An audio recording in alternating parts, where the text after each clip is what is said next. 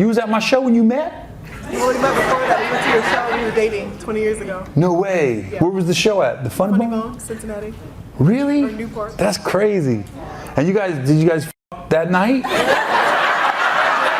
That night? I like to know if my fans are happy when they leave the show. I don't want them going back arguing. F you. I'm gonna be like, no, we going back to see Gary. He's like, bro, I get pussy every time I go see Gary. Gary's in town. You look at, I know why you wanna go. You wanna relive 2004.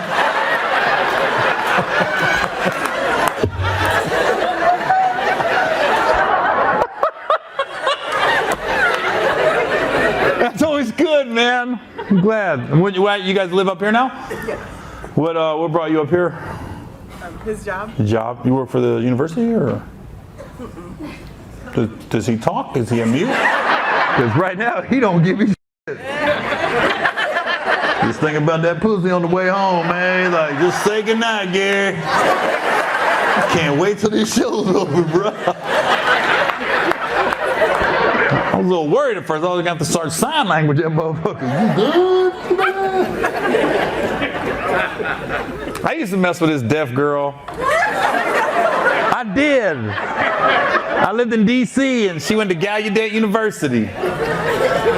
She was on the volleyball and basketball team. She was a beast. She had a fucking ass, body, but she was deaf. So I would go see her at the dorms, and this is before cell phones. Like this, I was 17, 18 years old, and then we'd have to. She used to call me. I was in the Navy. She used to call me on the phone, and there was a payphone in the hallway. So she'd be like, "This was the whatever deaf hotline number. There's so-and-so wants to speak to Gary." And so I got on there. So everything I said, the lady, I could hear her typing, and she would read it back to me. But it was fucked up when she called because I'd say something like, "Yeah, you crazy." And then the lady would be like, "Ha, ha, ha, your turn." It's like, what the f***? You fucking up the joke. And then, here's what's crazy. So, we really dated for like a month. We did. Like that was my girl for a month. But I went to one of the basketball games, one of the male games, Gallaudet, one of the male games. So there's no music, pointless. It's the quietest fucking game you will ever go to. You can hear the scoreboard clicking. Click, click, click, click, click, click. And then this one brother came down and did like a windmill dunk. Wha-pow! And all the kids, they can't hear, they don't know how they sound. So they can feel the vibration off the vocal cords, because the vocal cords work. So they all took them plastic Coke cups, and they raised it up, and they just screaming it. And it's the most god-awful sound you can hear. When you get like 1,000 people,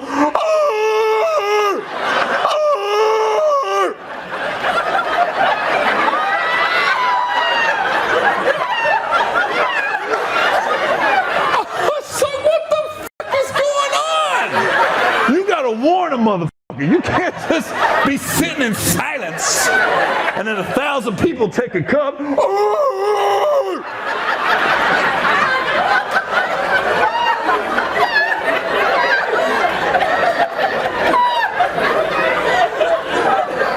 I was mad at her. Because I looked at her, I said, "You ain't never made that sound when I've been with you. I've had you bent over your bed. You ain't never made the sound. I've been whispering." I never knew why I got quiet when I had sex with her in the dorm, like, because nobody could hear me. I could have been loud as "You like that gap? I did good, ain't it?" Nobody could hear.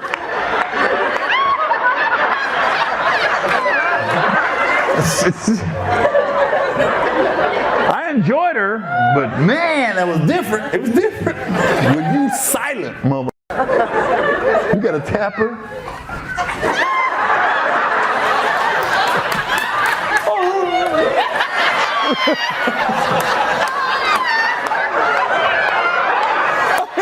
I still enjoyed it, but it was different. I ain't gonna lie. You gotta tap her for everything.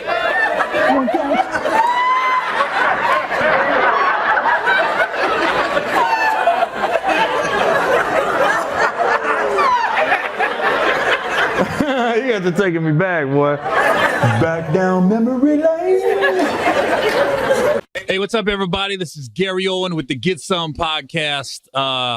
You can listen to this on iTunes. Go to iTunes. Just search for Gary Owen, hashtag Get Some, or go to my YouTube page, youtube.com/Gary Owen.com. This is my first podcast at the new crib. I moved to Northern California from Cincinnati, and we're in what you call an in-law suite right now. Here's the thing about California. I build this house from the ground up, and it's a gated community. There's 82 homes in this community, and all the homes look a little similar. They're nice. Basically the same price as my house in Ohio, half the size. But I don't have to worry about salt on the driveway, winter coats. Don't have to worry about getting de-iced. So it's a trade-off. You basically are paying for the weather out here, and then as soon as we get out here, there's the wildfires. Great. I wasn't planning on that. Breathing out of a chimney for the first 2 weeks I was here. But so I get here, and I remember my wife came out as we was getting the house built, and she goes, "Yo, I'm out here getting all the extras for the house." So we spent quite a bit of money on extras. I got if you ever go to my Instagram story or things like that, I got a built-in coffee maker, which is a godsend for coffee drinkers. It's basically I have my own little Starbucks in the crib. And like crown molding and little extras around the house that she got. Well, you know what they don't do? They don't give you grass in the backyard. So my front yard looks amazing. But my backyard, every morning I wake up, fucking Iraq is what it looks like. It is dirt, and I have this fence that raises up.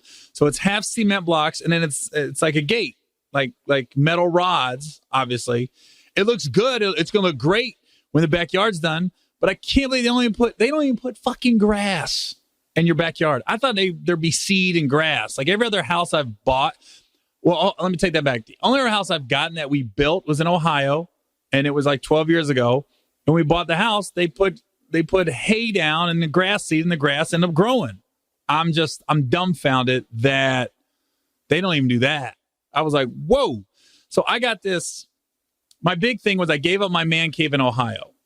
And when we come here to California, they got indoor living areas. So our living room, the glass just kind of slides open, and it just becomes like this big area where it's completely covered. But, when the backyard eventually gets done, we'll have couches and my own TV and a fireplace. That's where I'm going to hang out in the summer. But now it's so much dirt being blown around. We can't do anything with it right now. I mean, it's going to be amazing when it's done. But right now I'm like, every morning I wake up, I'm like, it's like we're in a war-torn country that got blown up by shit.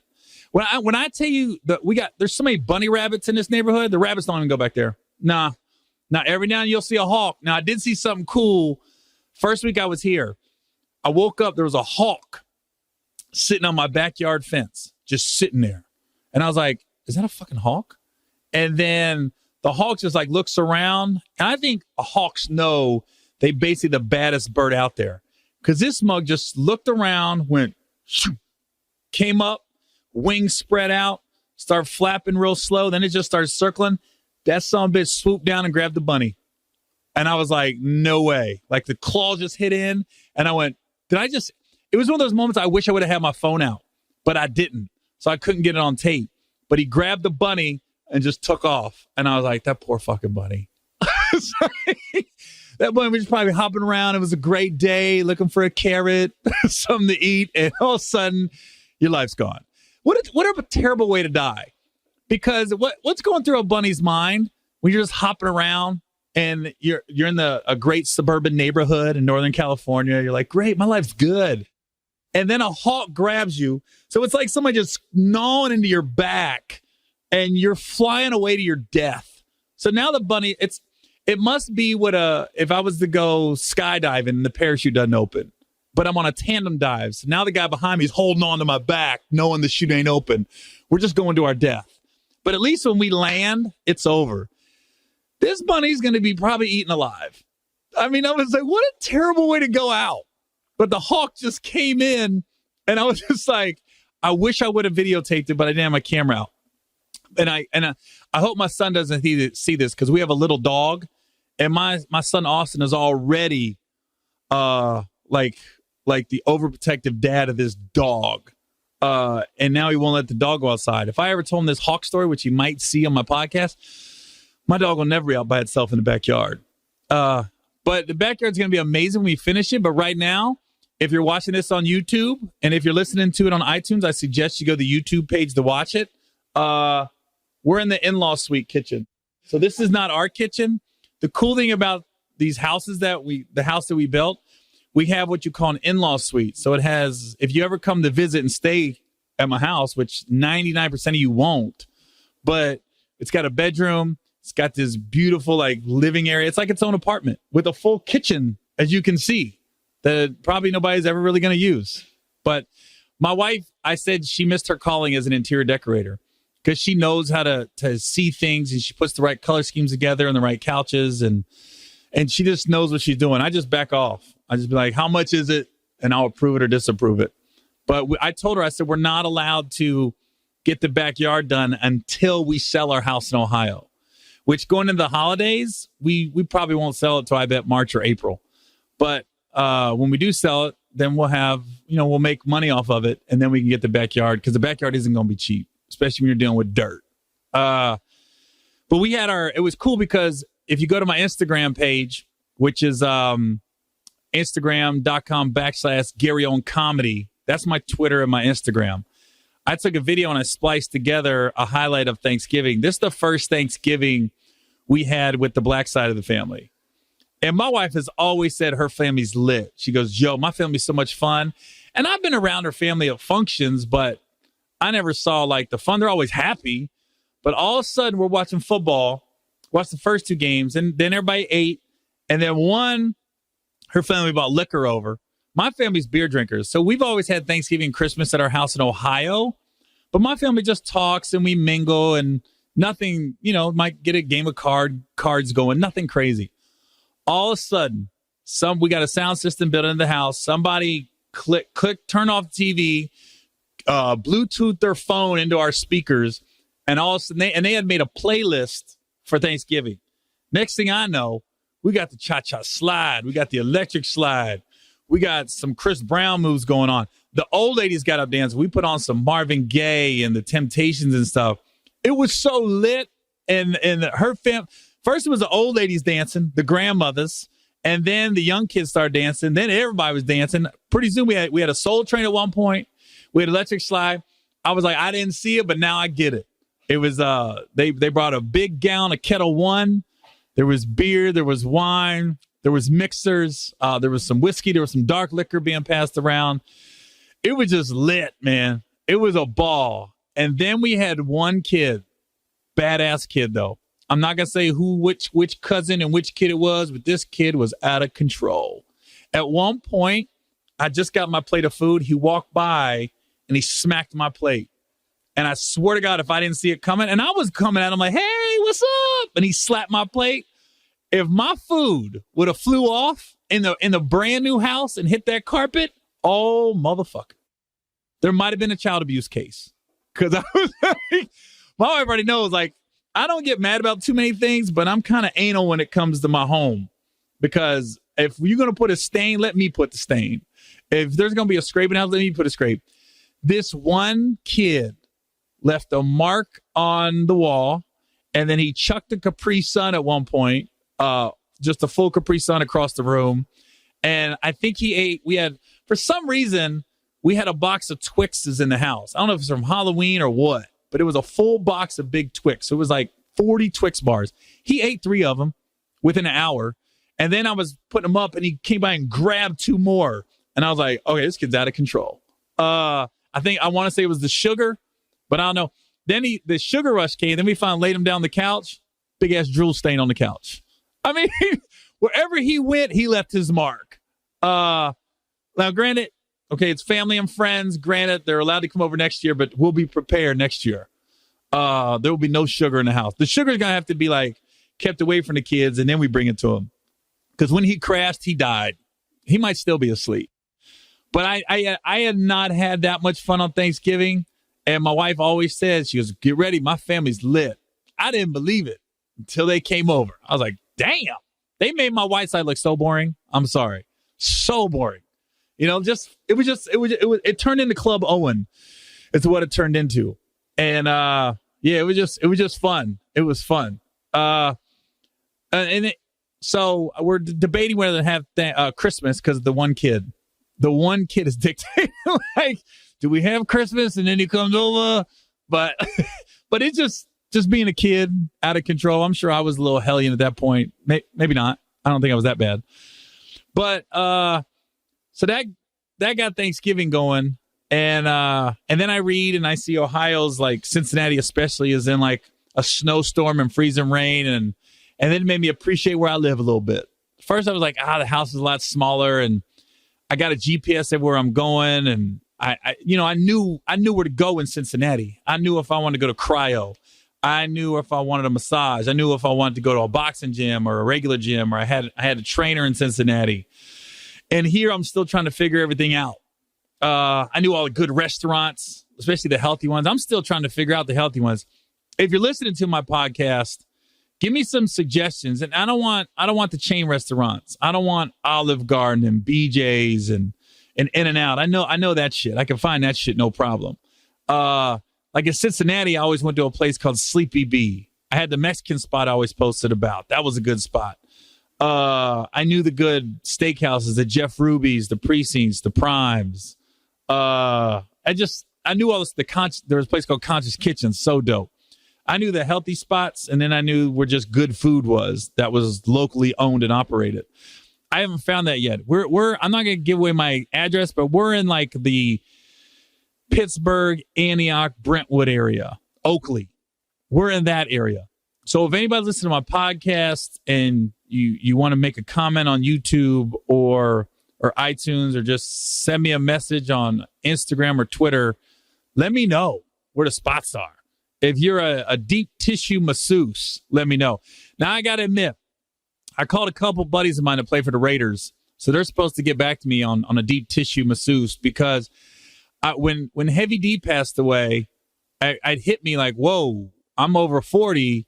When I found out it was like a blood clot that went from his leg to his lungs, and that's how he passed away, I said, oh, I fly a lot, so I'm always in weird positions.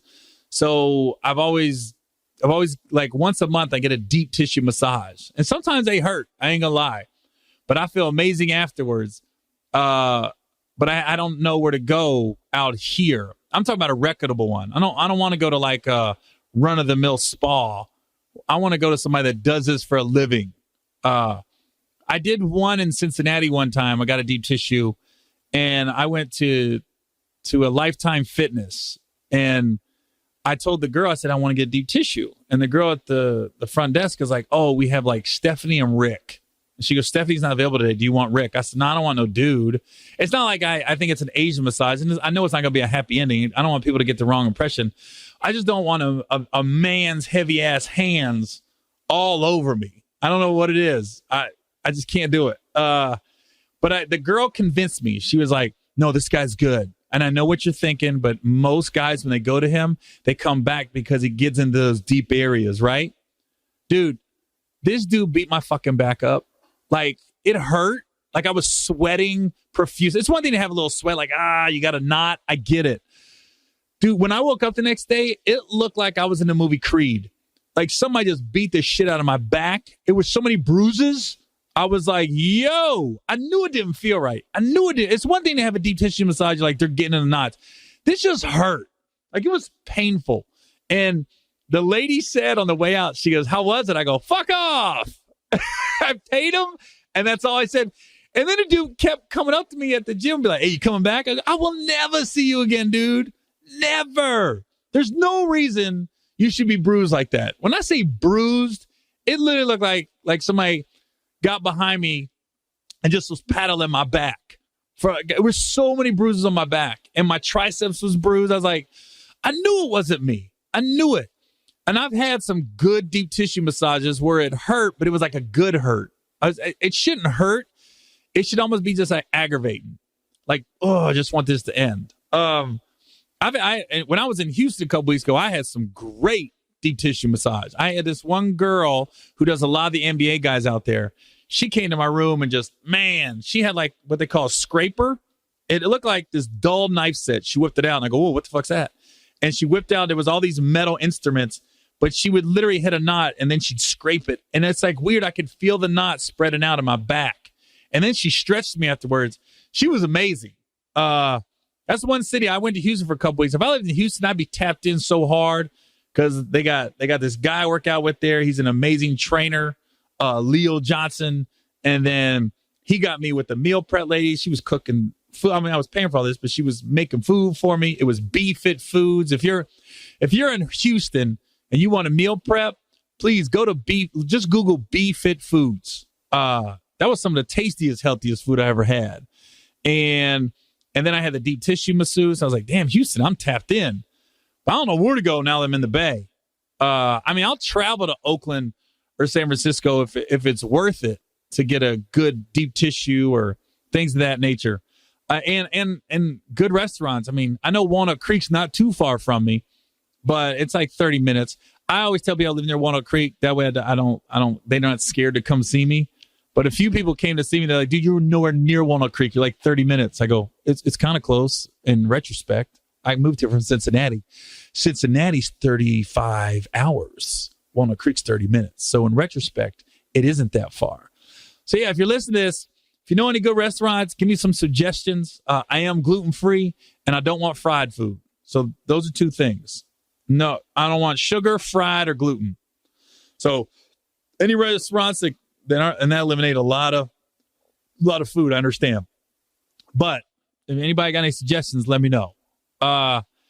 So that's been my first couple weeks out here in the Bay. And the last couple podcasts, I took off Thanksgiving, obviously, because it was Thanksgiving. And but my last couple, I pre-taped them. So I haven't been up with the current events. Since my last podcast, the Bengals have completely fucking fallen apart. Completely. Andy Dalton's out. His thumb's broke.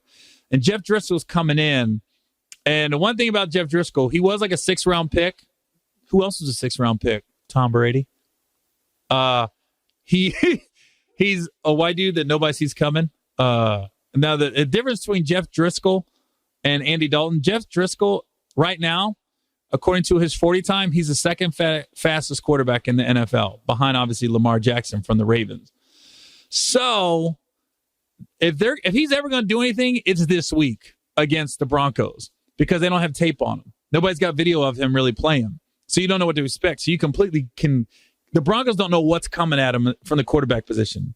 I think we should have a lot of rollouts and don't use him like Baltimore using Lamar Jackson, but use him up, man. If he can run, let him run because you're not looking at him to be your long-term replacement. So, and AJ Green's coming back, and I love it how Andy Dalton gets hurt. The Bengals are still in the playoff hunt. I mean, they're right in the middle of it.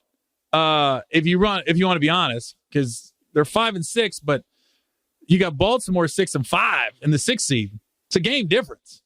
Here's the thing: the Bengals still control their own destiny. They don't need no help. They went out; they're going to be in. 10-6 is going to get you in the playoffs. Might get you a division title. You see the Steelers schedule? Holy fuck, that's a tough schedule. Bengals got it way easier. And there's a difference between 5 and 6 teams. Broncos come in at 5-6, feeling good about life. I mean, they just beat the Steelers. They beat the Chargers, 2 teams they weren't supposed to beat. And granted, Melvin Gordon's hurt, but they're coming into Cincy with a completely different 5-6 mind frame. Bengals are 5-6, and it feels like our season's falling apart. But the NFL, the beauty of it is, in 1 week, all that shit can change. If you looked at the Broncos 2 weeks ago, you would have said they don't stand a chance. Their season's falling apart. They're getting ready for a draft pick. Their coach is getting ready to get fired. They got nothing to play for. All of a sudden, they beat the Chargers. Then they beat the Steelers. Now they're 5-6. Feels completely different than Bengals. Bengals are 5-3. We've gotten smacked around by, oh my God, the New Orleans basically got our defensive coordinator fired. And then we played decent against the Ravens in Baltimore. And then Cleveland came up and smacked us around. we lost to 2 rookie quarterbacks. Our defense, let me just run. I don't want people to come to my podcast thinking I'm a stat guy, but this is staggering. Our defense has given up 347 points in 11 games.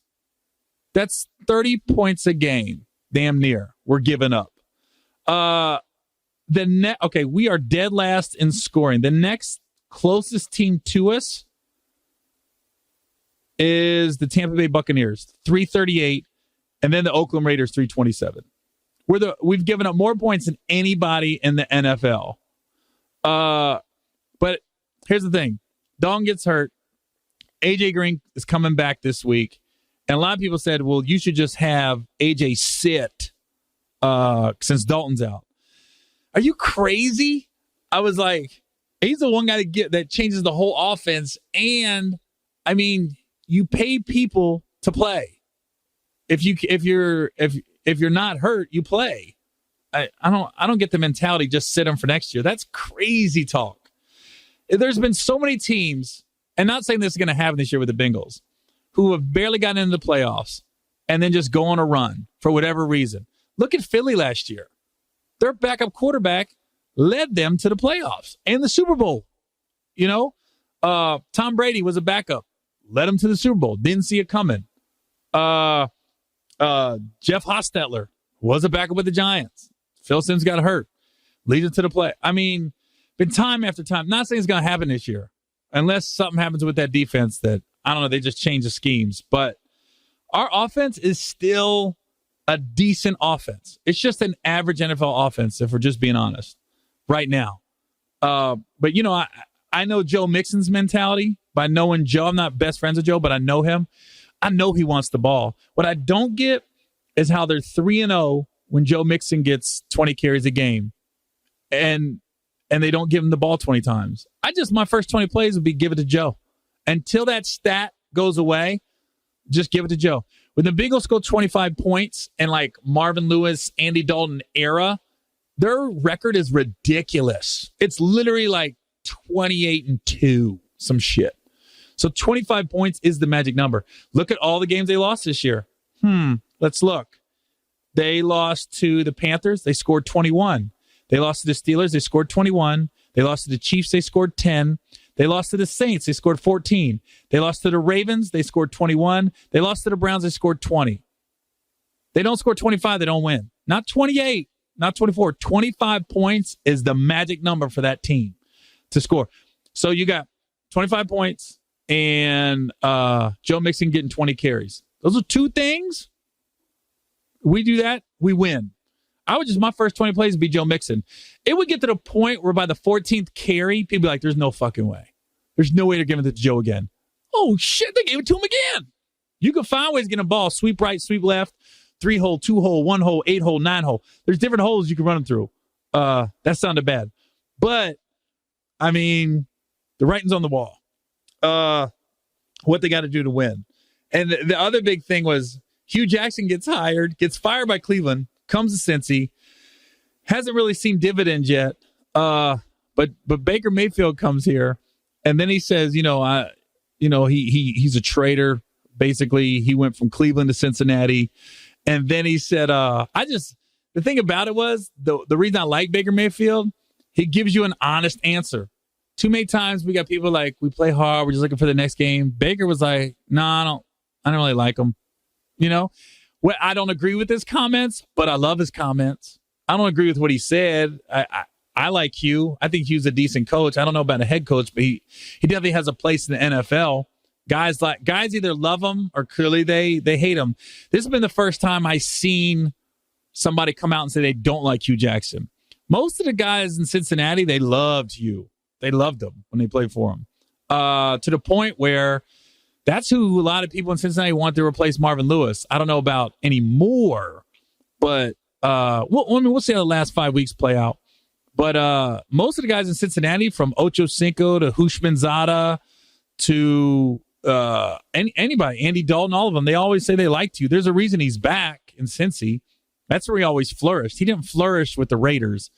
He didn't flourish anywhere else. He's always flourished in Cincy. So we'll see what happens. It's just really frustrating being a a Cincinnati fan knowing some of the talent we got. Think about what we got on defense and offense right now. We got A.J. Green, so we definitely have a Hall of Fame wide receiver in his prime on the team right now. We got Joe Mixon, who, give him the ball, he's going to be 1,000 yards. He'll get you 1,000 yards a season for the next 5 years. Just got to give him the ball. Right now, he's got 673 yards, and he's missed 2 games. That's in 9 games. So he's on pace to get 1,000 yards this year, and he's missing 2 games. And he's not getting 20 carries a game. Tyler Boyd has really stepped up. Do I think Tyler Boyd's a number 1 receiver? No. But I think he's probably one of the best number 2 receivers in the NFL. I think if he almost is, to me, Tyler Boyd is like when Sanu and Marvin Jones left. I mean, Sanu went from a number 2 to another number 2 when he left. When he left Cincy and went to Atlanta to play with Julio Jones. That was all about money. But I think Tyler Boyd, he's just a dog. He goes up and gets it. He's definitely not an A.J. Green. You don't have to game plan around Tyler Boyd. But at one-on-one coverage, I love Tyler Boyd against anybody. I love Tyler Boyd against any number 2 cornerback in the NFL. I'll take Tyler Boyd every day of the week. But he doesn't have, I don't know what it is, but A.J. Green's one of them. You got to rotate the entire defense towards A.J. Know where he's at on the field. Tyler isn't that, but man, I don't want to lose him, man. I think him and A.J., that's the thing. Think about A.J. Green, Tyler Boyd, and Joe Mixon. Man, that's 3 studs right there. And our offensive line, Cedric Ogbuehi, he's number 70 on the Bengals. I wish he would just retire or just, I don't know, get a hangnail. I don't know what he's got to do to get off the team. Do a Michael Sam, say you're gay, even if you're not. Just do that. Just please stop playing. He gets in there last week. Oh my God. He in basketball, he's self-check. That guy fucking sucks. And I'm pretty diplomatic when it comes to Cincy. I always look for the glass half full. And the bad part is sometimes I run into these guys and I don't want to badmouth them. Like, hey, man, you badmouth me. Oh, boy, I don't even give a shit anymore. He's so bad. He's so fucking bad. My problem with the boy he is, you're getting people hurt. Like, you're getting people fucked up. Your quarterback, your running backs, everybody. Because you're just not good. I don't know if you don't care. I don't know if the game's too fast for you. You just suck. And the only reason you're still in the league is because you was a first-round pick. And the fact that you haven't suited up half the games and now the offensive line got beat up, you got in. Fucking the fact that Joe Mixon has as many yards as he has behind our line is amazing in itself. I can't imagine Joe Mixon behind the Pittsburgh Steelers line or Dallas Cowboy offensive line or even Baltimore Ravens offensive line. I can't imagine what he'd be doing right now. Guy's a goddamn stud. And Billy Miller history is going to be rewritten because of him, depending on how the rest of this season goes. Because Billy Miller shotguns it over Andy Dalton's head. Andy Dalton goes, I knew it. I was listening to it on the radio, and I heard that they go, oh, the ball goes over Andy Dalton's head. And I go, oh, shit, Pittsburgh Steelers again. When Andy threw that pick, and then he broke his thumb. And then as soon as I heard the ball go over his head and there was a scramble for the ball, I said, if Andy's in that scramble, a lineman's going to land on him. And that's exactly what happened. It was like broken thumb. He's out for the rest of the year. And I was like, so Billy Miller snap. And by the way, Billy Miller had a terrible fucking game up to that point. But now we'll see what happens with the rest of the season. It's going to dictate a lot because we got to see if Driscoll's going to come in and ball out. And can you imagine if he does? If he does come in and ball out and we got a little quarterback controversy going on? Because, this week it's a mulligan. You don't know what's going to happen. It's the next couple weeks when guys get film on Jeff Driscoll and see his tendencies as to what's going to happen. If there's ever a case, and I feel like I'm beating a dead horse, for Cincinnati to run the ball more, it's now. Because you got a quarterback that's never really played, and you got a running back that wants the ball. I feel like I'm on the Joe Mixon bandwagon this week. But god damn, man. Writing's on the wall. And that's the thing, he wants the ball. This is what's mind-boggling to me. And I'm sorry I'm spending 9% of this podcast on the Bengals, but I haven't been able to talk about them for 3 weeks because we pre-taped it. Mixon seems like he gets off, he's running the ball, we're the offense is clicking, and then they bring in Bernard. I'm like, dude, I love Gio. Don't get it twisted. But if shit's working, you don't pull the fucker. You know? It's almost like the Warriors. When Golden State Warriors play, who's ever hot gets the ball.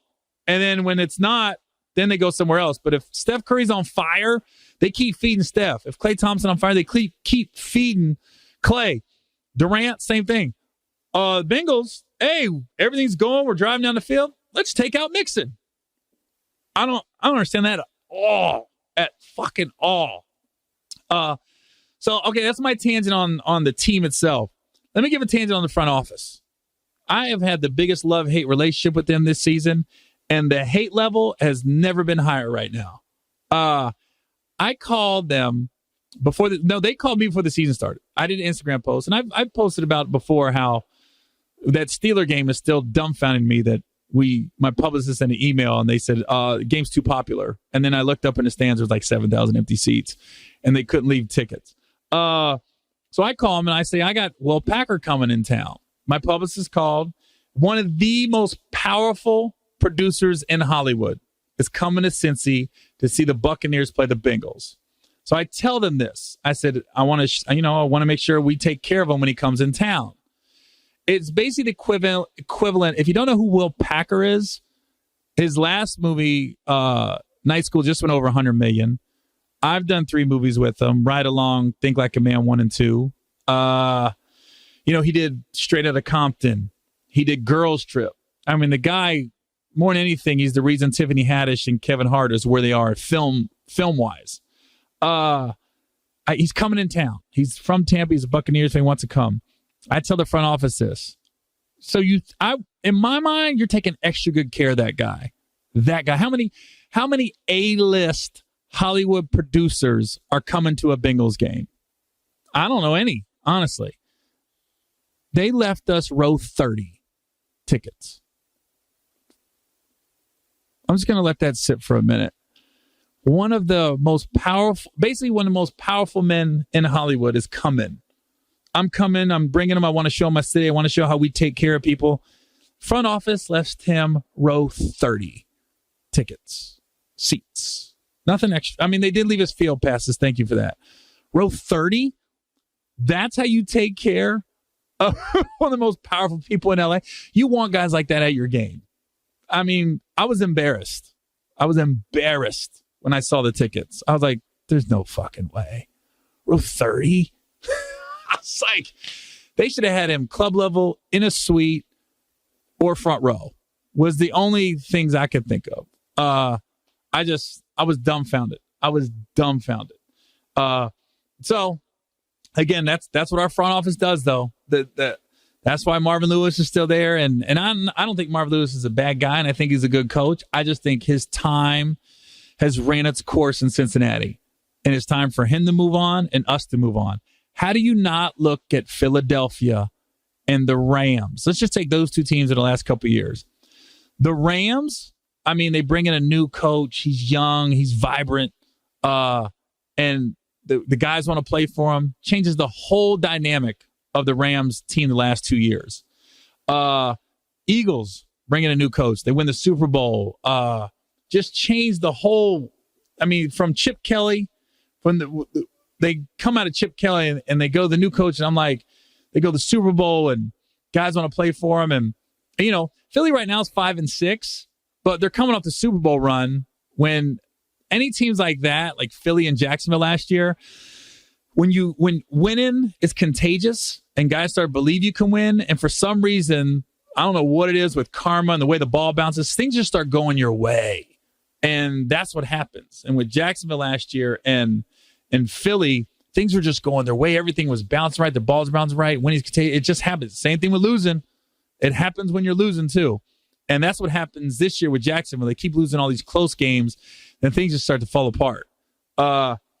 Philly is 5-6. They're still in the mix for a playoff run. They could easily win their last 5 games and go on a run. But it was all the, new coaches come in with the Rams and Eagles. I don't know how Cincinnati doesn't see that and be like, look, let's just bring in a new coach. Not within the organization, Get somebody that has no ties to Cincinnati. Just bring in fresh, I don't know, fresh thought, just everything. What's the downside? We don't go to the playoffs and don't win. We haven't done that in the last 2 years. We haven't won a playoff game since 90. Holy shit. I was a virgin last time the Bengals won a playoff game. That tells you all you need to know. I didn't know what pussy felt like. I had no idea what a nice, sweet, wet pussy felt like. I had no clue. None. I was jacking off, and I thought something was wrong with me. I thought I had a disease. I was like, why does my dick do this? I had no clue. That's the last time the Bengals won a playoff game. That put it in perspective for me right there. So what's the worst case? And we had a chance last year to turn. We had it. We won those last 2 games, and I went, God damn it. We were 5-9. And then I went, Marvin's got to go. And then we beat Baltimore. Won the last 2 games. I went, there's no way. And then 7-9 they brought Marvin back, and here we are. I don't know. Just I'm still going to watch them. I get text messages from my dad every week during the game. Fuck this shit. I'm done. I'm not watching the Bengals again. Bullshit. My dad watches them things, and just like I am, I'm going to watch and listen every week. I don't care. I don't care if they're 0-15. I'm still going to watch. It's in my DNA. It's in my blood.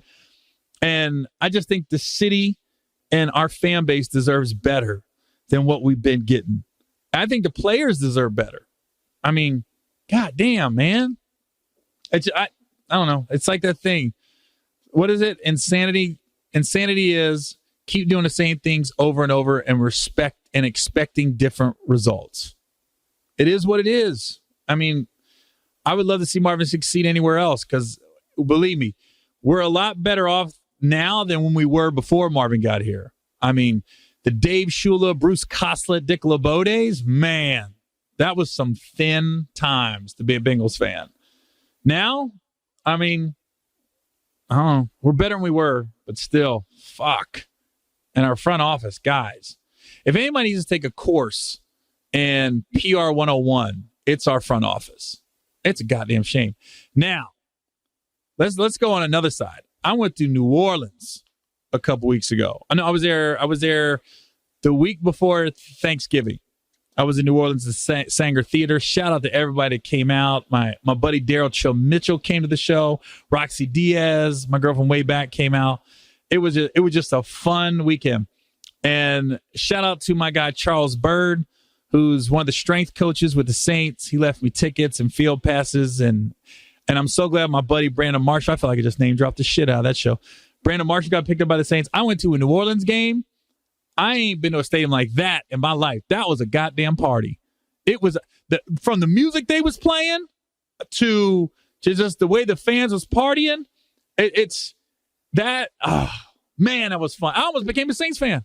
And then, you got the who they, who that competition. I damn near became a Saints fan. I almost left Cincy. That's how lit that stadium was. And they love their hometown music, man. With the Lil Wayne's playing and the Hot Boys, and then you got the New Orleans sound and all itself. I don't know, what do you call it? Everybody knows what it is. It's the I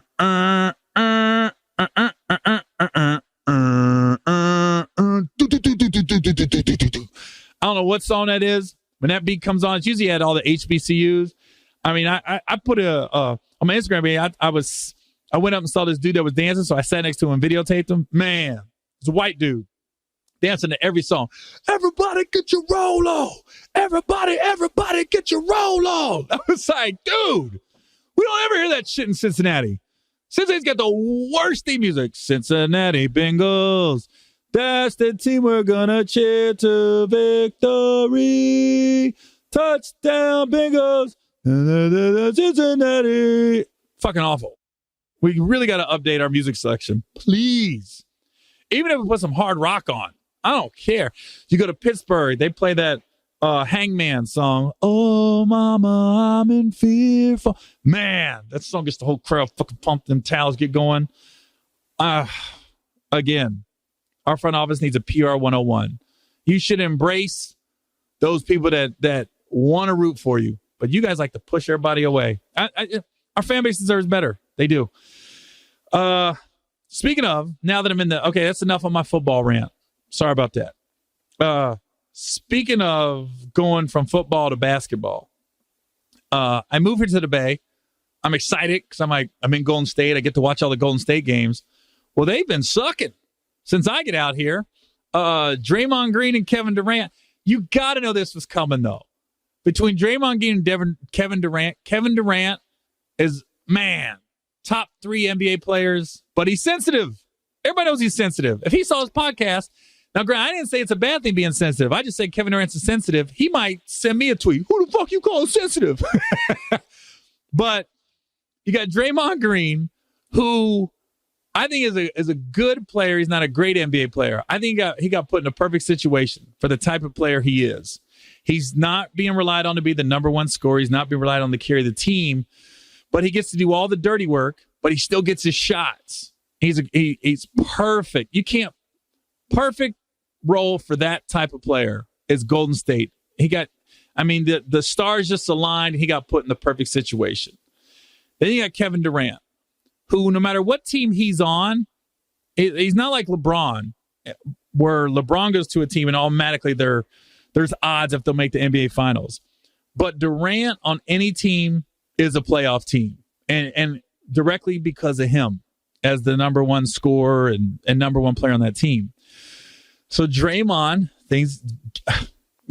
last week gets the ball, dribbles down the court. Durant's like, pass the ball.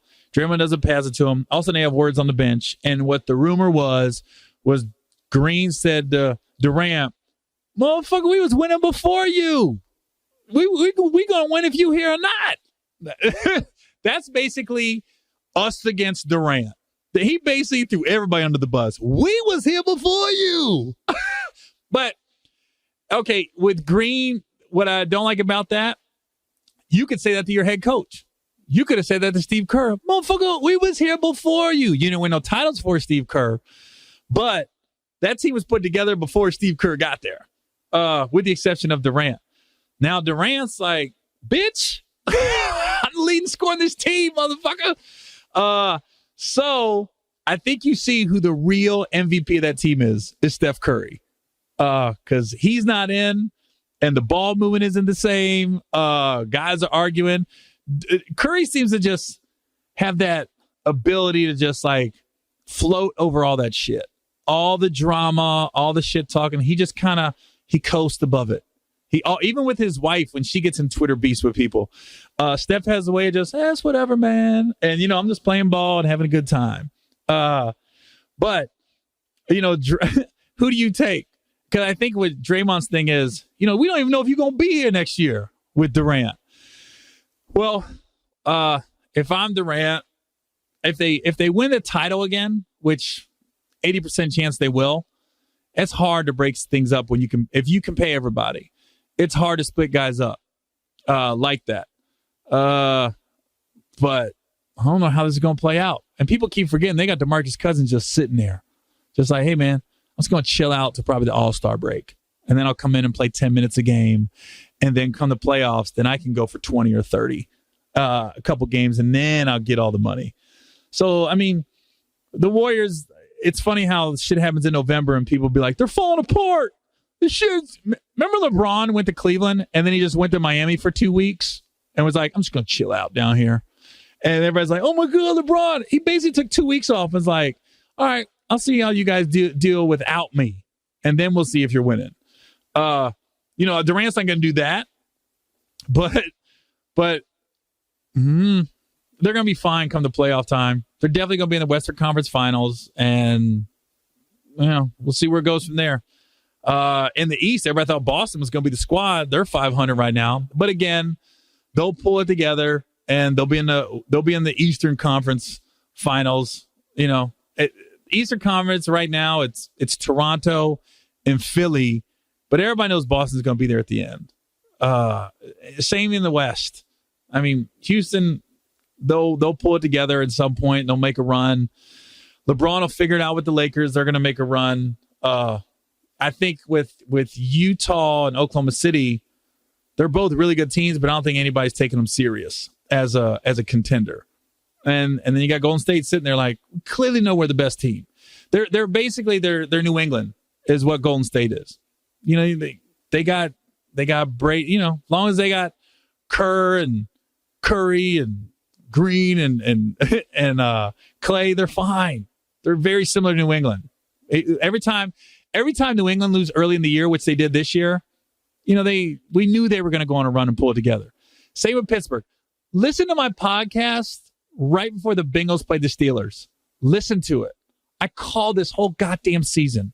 I said, I've seen this movie, and I said, we're going to look up, and the Steelers are going to be 6-3-1. They're 7-3-1. I fucking called it. I said, you're going to look up. When they were 1-2-1, I called this shit. I said, you're going to look up, and they're going to be 6-3-1, but now they're 7-3-1. And I called how that game, here I am back to Cincy, I'm sorry. That game against the Steelers when the Bengals played them and they lost, when Antonio Brown scored that touchdown at the end of the game, turned both seasons around. The Steelers would have been like 3.5 games out of first. The Bengals would have been 5-1 going. I mean, no, yeah, they would have been 5-1 going into Kansas City instead of 4-2. Whole season's different. Everything's different right now. That one game, if you want to look at a pivotal moment for both teams, it's that game. That's Steelers. But look at the Steelers' schedule. The rest of it. Look what the Bengals got. Bengals got the Broncos toss up. Then they at the Chargers, that's a loss. Then they got the Raiders, which should be a win. Then you got at the Browns, which I don't think they're going to get swept by the Browns. I think they're going to beat them. Then they end with the Steelers. So right now, I'm looking at the Bengals schedule. They should definitely beat the Raiders. Broncos is a toss-up. Chargers are going to lose. So they're going to definitely lose 7 games. I mean, they could be 9-7. They could be 9-7. Or they could be 9-7. They could be 6-10. I don't know. Everything's basically you always say this next game more than any other game is the season. They lose to the Broncos. Guys aren't going to be playing hard anymore. They're not going to be running out tackles or trying to do extra. Yeah. So the whole season is this, and I'll be watching it. I say I won't. Yeah, I will. Be right in front of fucking TV watching that shit. And look at the goddamn Steelers schedule. So the Steelers are 7-3-1. But look at this fucking schedule. They got Chargers. Okay, that's probably that could go either way because it's in Pittsburgh. Then they got the Raiders. That's a win. So they're definitely going to get 8 wins. Then look how they end the season versus the Patriots and at New Orleans. To me, that's 2 L's. So that gives them 5 losses. Chargers could be 6. They're definitely going to beat the Raiders. And then they got the Bengals. The thing about the Raiders, though, they always play the Steelers tough. Even when the Raiders suck, they play the Steelers tough. So the Steelers definitely going to have 2 losses.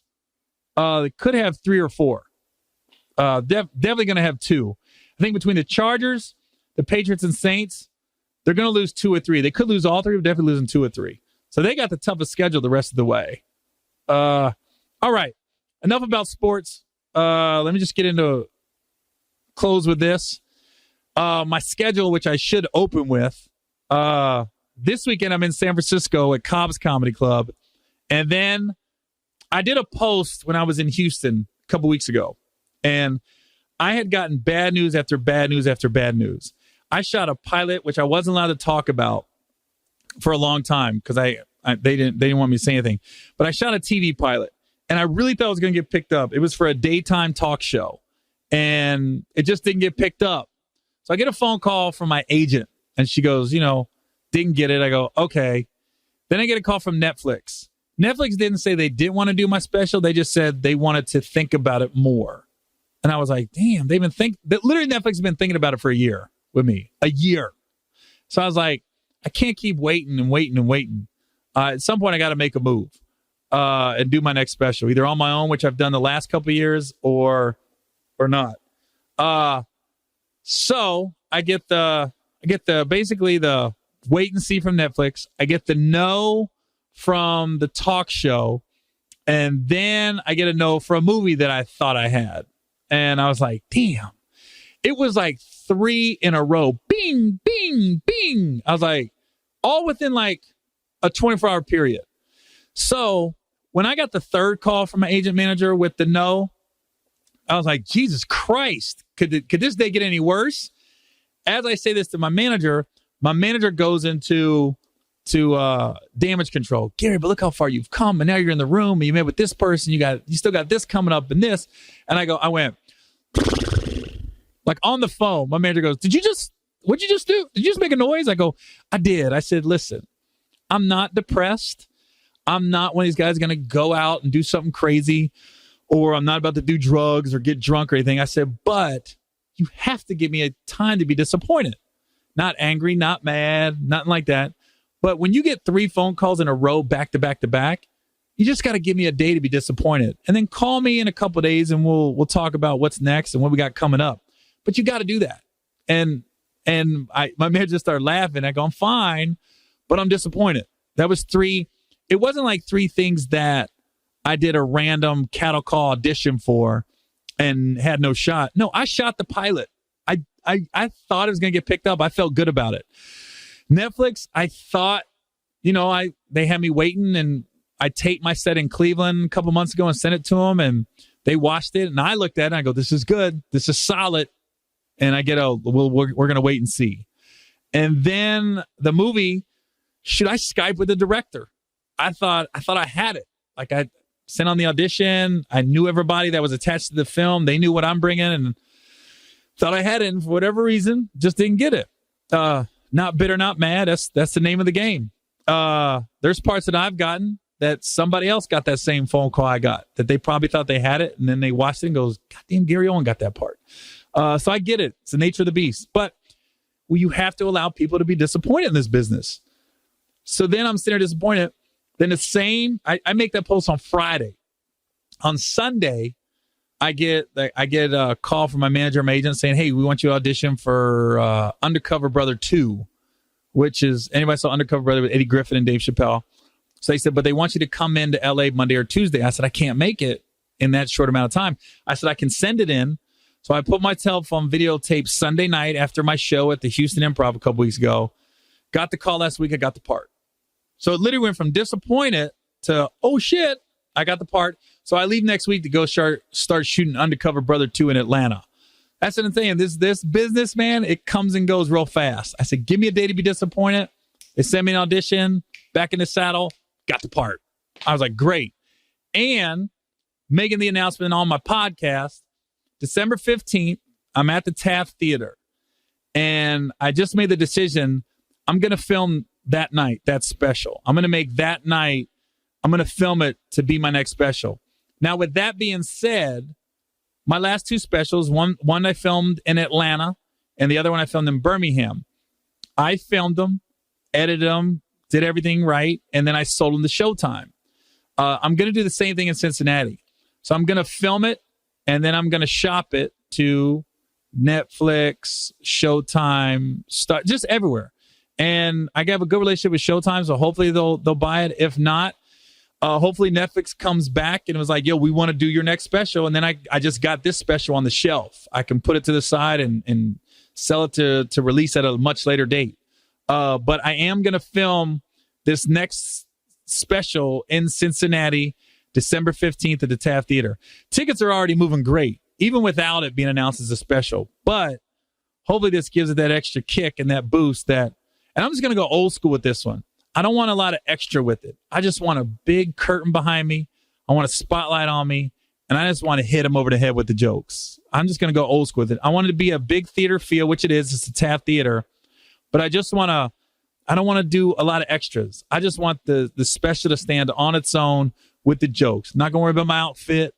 Not going to worry about all this extra shit on the stage. Nah, it's going to be me, a microphone, and that's it. And we're going to just do the special like I've done it the last couple of years. So if you're looking for a comedy special to attend and be in the audience and be on TV eventually, this is the one to go to, December 15th, Taft Theater in Cincinnati, Ohio. And I always say you can always get all my tour schedules at GaryOwen.com. And Let me go over the rest of my schedule. December 20th to the 22nd, I'm at Parter Live in Bellevue, Washington, which is basically Seattle. And then December 28th, I'm in Milwaukee, Wisconsin at the Pabst Theater. December 29th and 30th, I'm in Chicago, Illinois at the Erie Crown Theater. And then New Year's Eve, I am in Dallas, Texas at the Verizon Theater. It's actually Grand Prairie. And then January 5th, just got booked in Hawaii, Honolulu, a place called the Blue Note.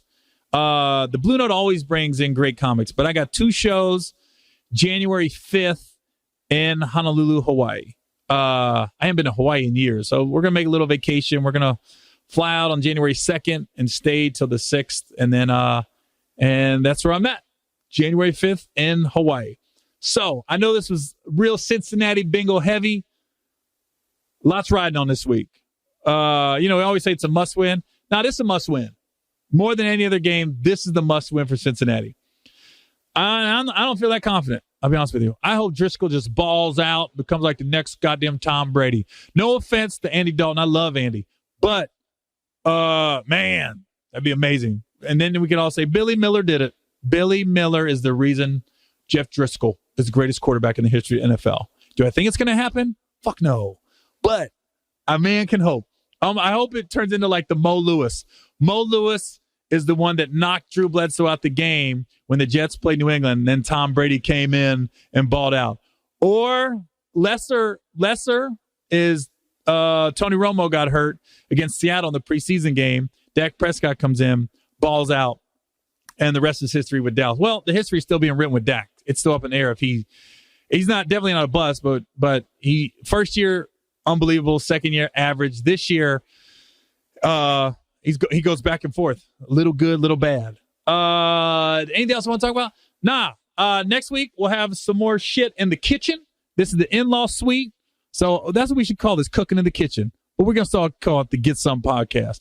All right, I'm gonna go outside and enjoy this beautiful weather because I don't need a winter coat. I'm doing good right now. All right, y'all. This is Gary Owen with the Get Some podcast. If you want to listen to my podcast, just go to iTunes, search Gary Owen, #Get Some.